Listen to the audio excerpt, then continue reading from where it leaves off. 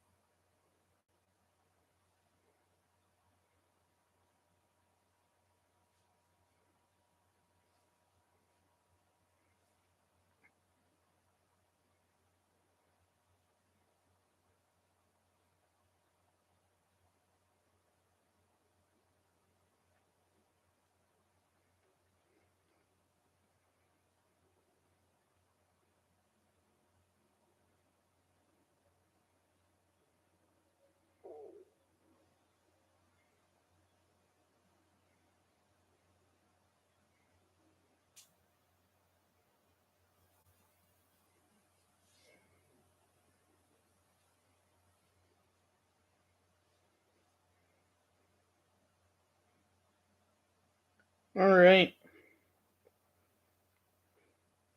Just about ready to start.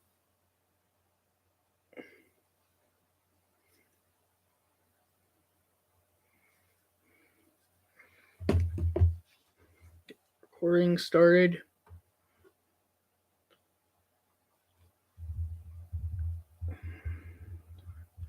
All right. Let's begin.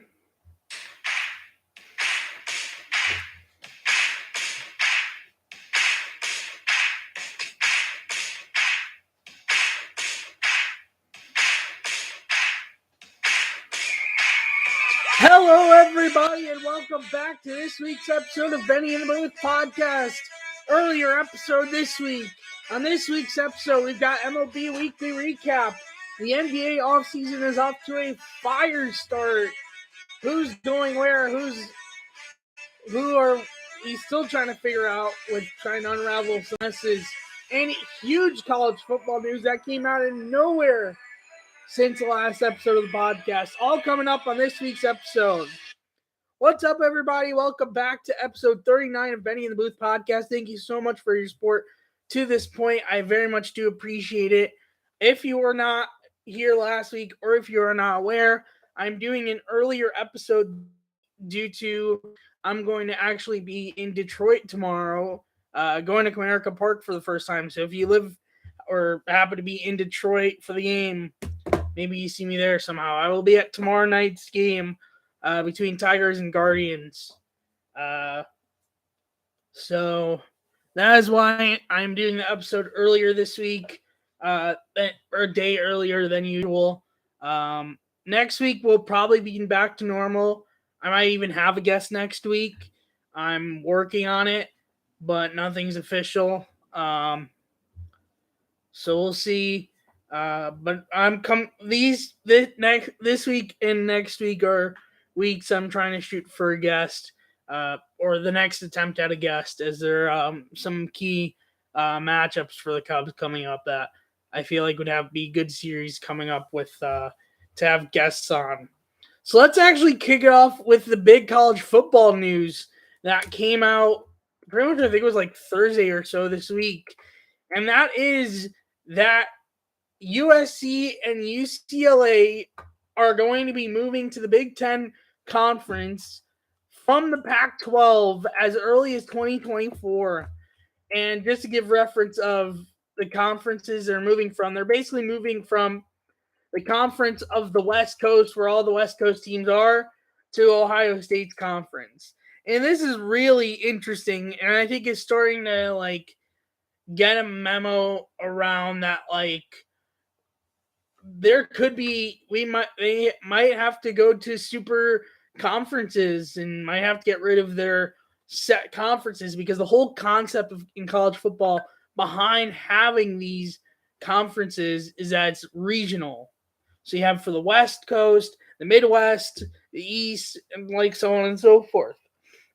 But right now, those coasts are being broken up by USC and UCLA, even Oklahoma and Texas to some extent, breaking up the SEC.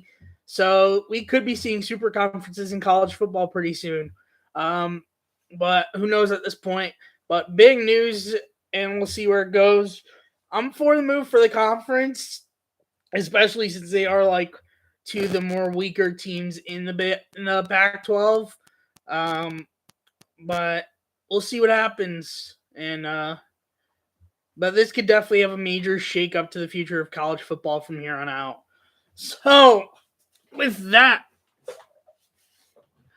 let's get into MLB Weekly Recap.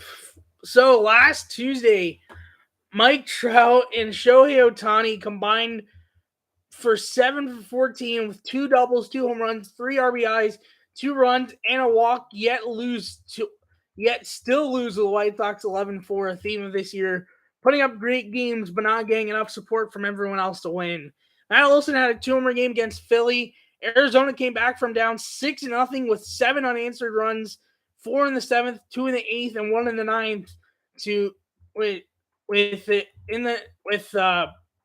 in the 8th, they tied down game-tying hit by a pitch to Carson Kelly that scored Ketel Marte. Christian Walker had a walk-off fielder's choice that scored Joshua Ross in 7-6 win over the Padres. And Yordan Alvarez is the first player in MLB history to have 80-plus home runs, 240-plus RBIs, 320-plus hits, 130-plus walks in his first 300 games.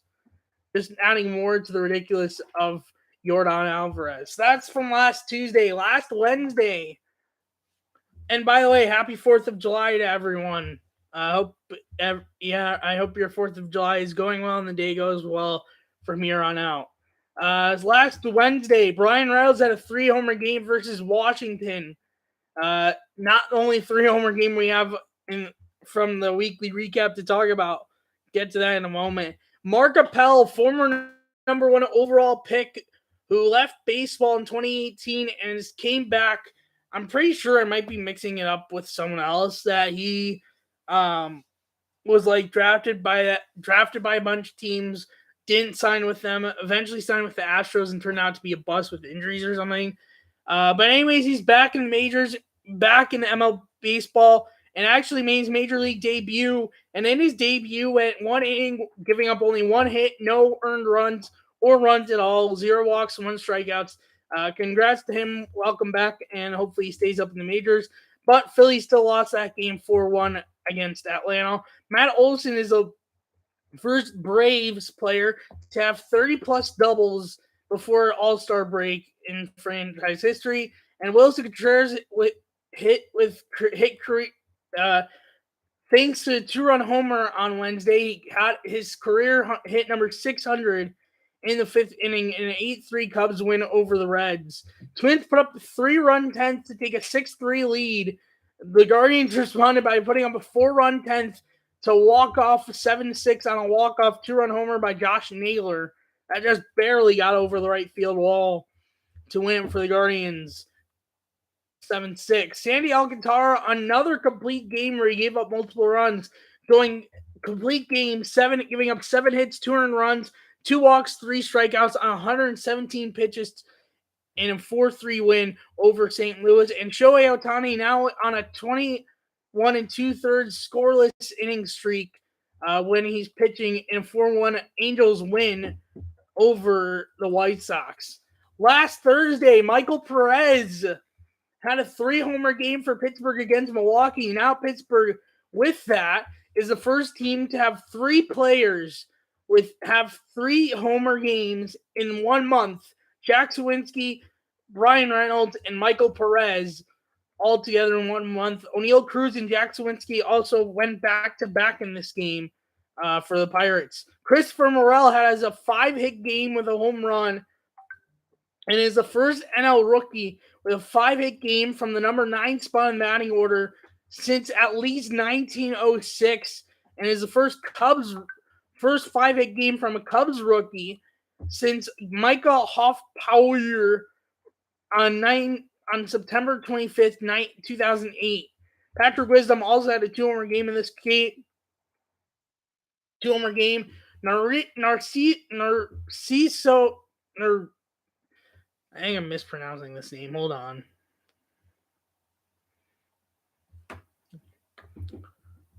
I think it's Narisco. I want to. On the lineup today. Hold on. Narisco Cook or I don't know, something like that. Hold on 1 second. You know, I don't want to rather pronounce the name right.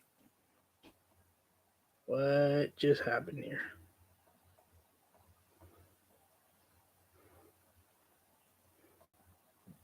What? Oh, that's what happened. Sorry about that. I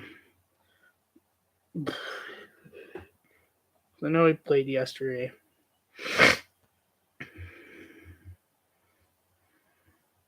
Could be I did spell this right. Here we go.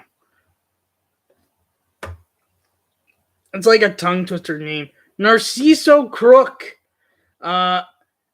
it made his major league debut on Thursday against the Reds, and in his major league debut, got his first major league hit and RBI in a 15-7 Cubs win over the Reds. Jose Miranda had a 3-run double to give the Twins a 3-1 lead, but once again they blew the lead and lost again on a walk-off against the Guardians, 5-3 on a 2-run walk-off home run from Andres Jimenez. Another time the Guardians had walked them off. Phillies had a 7-run second inning in which Didi Gregorius scored career run number 500, and Nick Castellanos hit a 3-run homer in a 14-4 win versus Atlanta. Derek Hall had a 2-homer game, including the first was his first major league home run for Philly. Dustin Turner had his 2-homer game for all 3 of the runs for the Dodgers on that night, including a go-ahead 2-run homer in the 7th in a 3-1 win over San Diego. Last Friday, Nolan Arenado hit for his second career cycle with RBI triple in the first, 2-run homer in the third, double in the 6th, single in the 8th. His second career cycle, first with the last one being on Father's Day in 2017, June 18th, specifically, in a 5-3 loss versus Philly. They actually lost that game, which is the funniest part. Derek Hall is the first Philly to record 3 home runs as first 3 career hits since Ed Sanicki in 1949 in that game. Jackie Bradley Jr. was 0 for 20. This is Cubs Reds. Jackie Bradley Jr. was 0 for 26 prior to a 3-run double to give the Red Sox a 4-0 lead over the Cubs. But the Cubs came back from down 4-0 and 5-3 to end up winning 6-5 in the opener on Friday. Blue Jays put up 5 runs second. Big part of it being Bo Bichette 2-run double and a Vlad Jr. 2-run double. And Alejandro Kirk RBI single in a 9-2 win over the Rays. Oh, no, all of that being through that. Brewers put up a 7-run second. Big part of it being Rowdy Tellez 3-run home. Rowdy Tellez and Keston Hiura and Luis Urias all being parts of that. Rowdy Tellez 3-run homer. Keston Hiura solo homer. and Luis Urias solo homer, an 8-run eighth, Billy Adames grand slam being the highlight in that inning in a 19-2 win over the Pirates. Vinny Pasquantino, yes, tongue twister for name, first major league hit being a solo home run, and Hunter Dozier went back-to-back in the 3-1 win versus the Tigers. Eduardo Escobar actually got cheated by the umpire as they got a terrible call, and then just ends up getting the count of 3-2, and it should have been a walk. Next pitch took it for a 3-run homer in a 4-run fourth for the Mets in a 4-1 win over Texas. 6-run third by Houston, Bregman sac fly, JJ Mantijevich RBI double, Jake Myers 2-run single, and Chas McCormick 2-run homer. An 8-1 win versus the Angels. Ohtani hit solo home run in his 500th career game in that game as well. Byron Buxton's 2-run walk-off home run is their first walk-off since May 23rd, after getting walked off in the last 2 days, as they won that game 3-2 on Friday versus the Orioles. And Leury Garcia's RBI single in the ninth of a pitcher's duel gave the White Sox a 1-0 win over the Giants. It was a complete pitcher's duel from beginning pretty much till the end, but except for that one run. That's it for Friday. Saturday. 1 second here.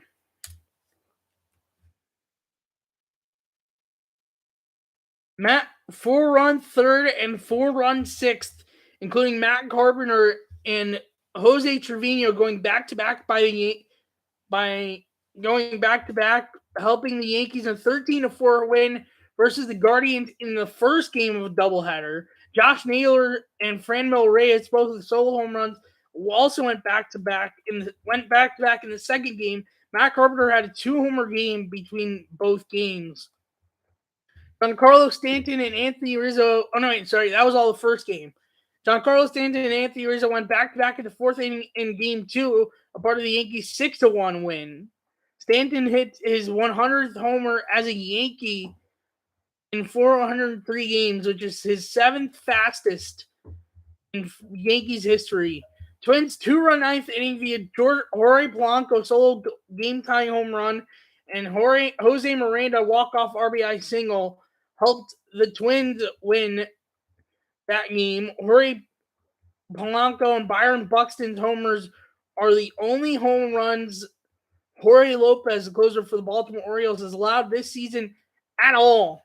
The Twins won that game. Nolan Arenado, 2-run homer. Nolan Gorman, solo home run. Juan Yepes, solo home run. And Dylan Carlson, solo home run. Went back-to-back in 7-6 win versus Philly. First back-to-back homer game for the Cardinals since 2002. And Nolan Arenado also hit the game go-ahead solo home run later in the game to help the Cardinals win. Martin Maldonado and Jose Altuve go back-to-back, both solo home runs for the Astros. Maldonado also had a 2-homer game for himself, both being solo home runs, and win over the Angels. Victor Reyes, game-tying solo home run, and Riley Green walk-off solo home run for his first career home run in the major leagues went back-to-back to help the Tigers walk off Kansas City 4-3. Cole Calhoun, one of 2 homers. He had a 2-homer game, which the specific one is 3-run go-ahead home run. And Jonah Heim solo home run went back-to-back in a 7-3 win versus the Mets.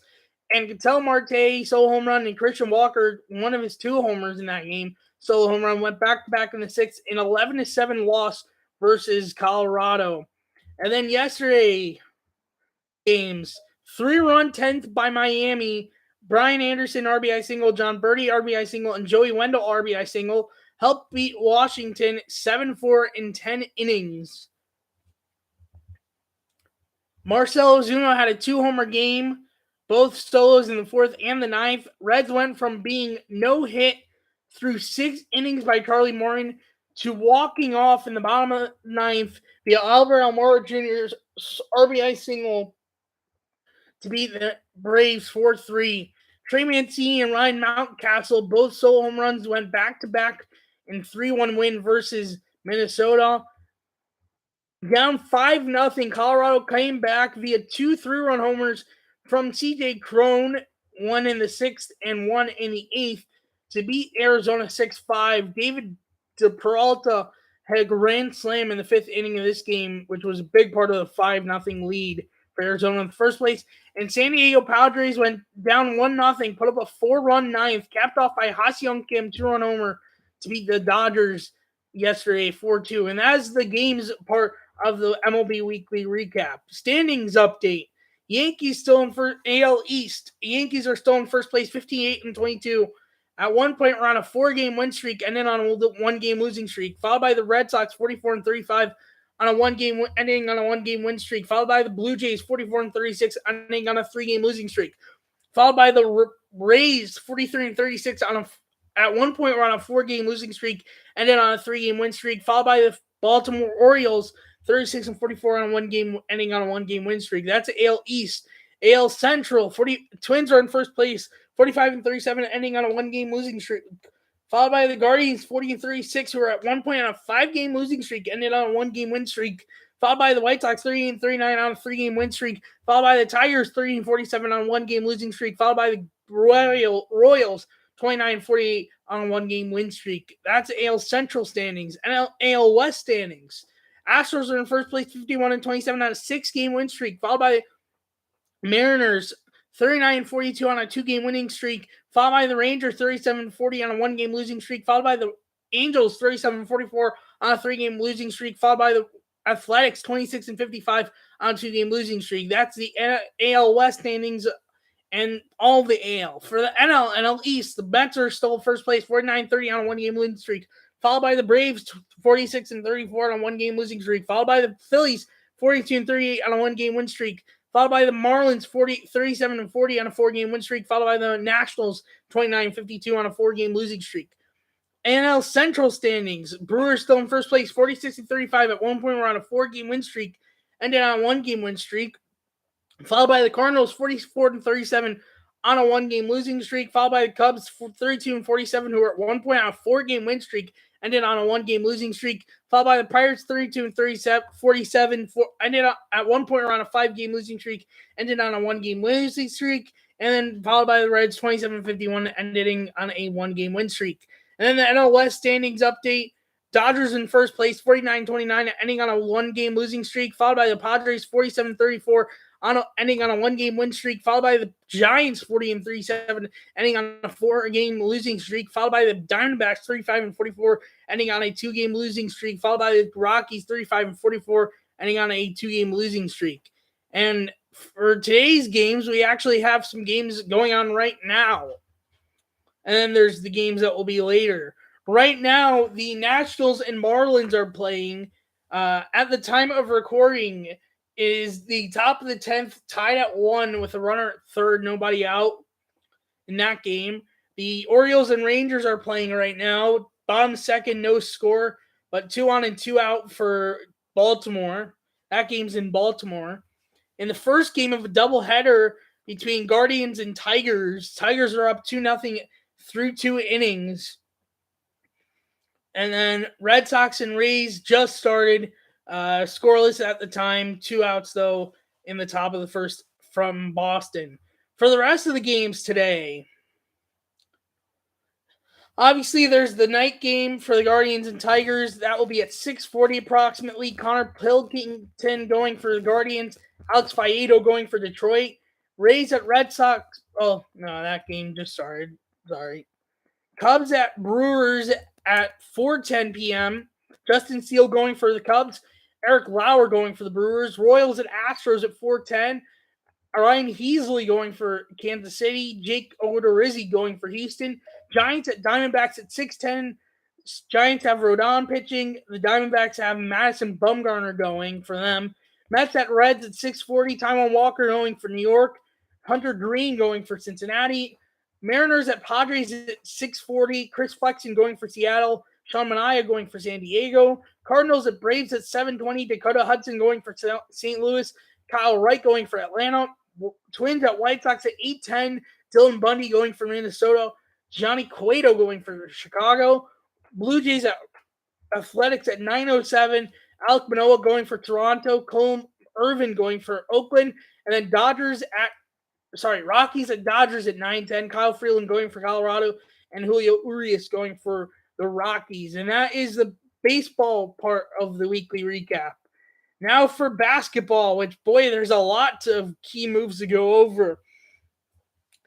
With this all being post the NBA draft, as I talked about the draft last week.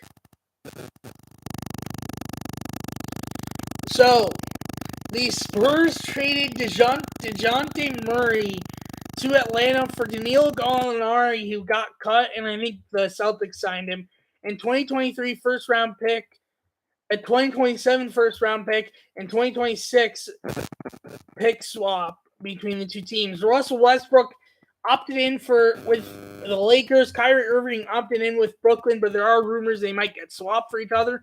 Anthony Simon signs with Portland. 4 years, $100 million. PJ Tucker signing with Philly, 3 years, $33.2 million. Victor Oladipo re-signing with Miami, 1 year, $11 million. Bobby Portis re-signs with Milwaukee, 4 years, $49 million. Andre Drummond signs with the Bulls, 2 years, $6.6 million. Nikola Jokic re-signs a Supermax with Denver, 5 years, $264 million. Jalen Brunson signs with the Knicks, 4 years, $104 million. Devin Booker signing Supermax with Phoenix, 4 years, $214 million. Bradley Beal signs Supermax with Washington, 5 years, $251 million. Gary Payton II signs with Portland, 3 years, $28 million. Karl Anthony Towns signed Supermax with Minnesota, 4 years, $224 million. John Morant signed Supermax with Memphis, 5 years, $231 million. Tyus Jones re-signs with Memphis, 2 years, $330 million.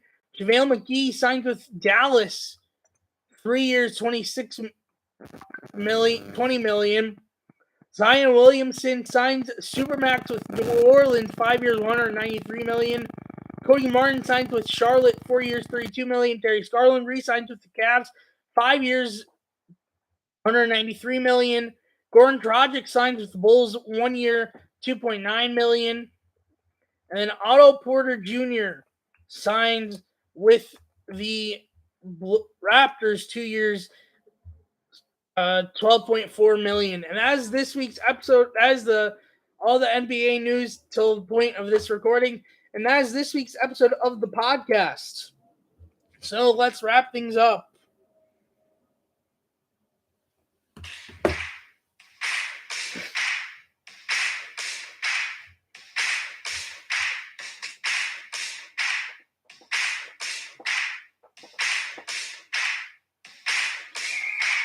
Thank you so much for watching this week's episode of Benny and Booth Podcast. On next week's episode, I hope to be having a guest, or it will be the usual content. I'll keep you guys posted once I have an idea of what next episode will be like. Thank you so much for watching. If you are new here, subscribe to the channel and leave the notification bell on so you're notified when I go live or post a video.